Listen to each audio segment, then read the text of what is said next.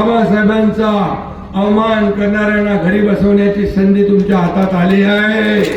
ज्या बाबासाहेबांनी घटना दिली, ज्या बाबासाहेबांनी संविधान लिहिलं, त्या बाबासाहेबांचा सन्मान महाराष्ट्रात नाही होणार तर कुठं होणार, जगभरात होतोय।